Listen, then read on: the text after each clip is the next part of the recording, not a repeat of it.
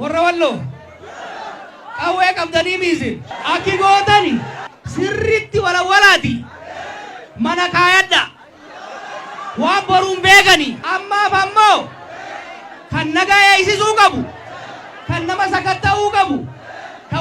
wanjalanyaa qaxxa'uu qabu poolisiin makalaakaa qofa kan oli beeyne kan qawwee qabatee ganda keessa deemuu qabu warra mootummaan bobbaase qofa yoo makalaakayaan poolisiin isin dabre seeraan gaafanna isin garuu qawwee keessan naamusaan mana kaayadha tokkummaa keessan cimsadha qeerroo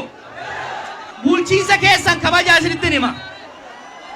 bilisummaa tana gara fuulduraa deemsisuu barbaaddanii miti seera kabajuun manguddoo dhaggeeffachuun poolisiif ajajamuun hayyuu ofii gorsa isaa fudhachuun barbaachisaadha tokkummaa keenya qabaanne wal dhaggeeffannee tarsiimoo lafa kaa'ame hordofne yoo deemne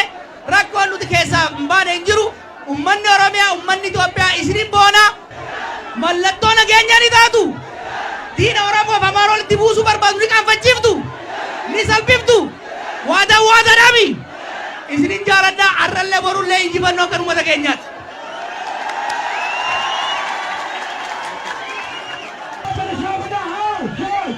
Jumhur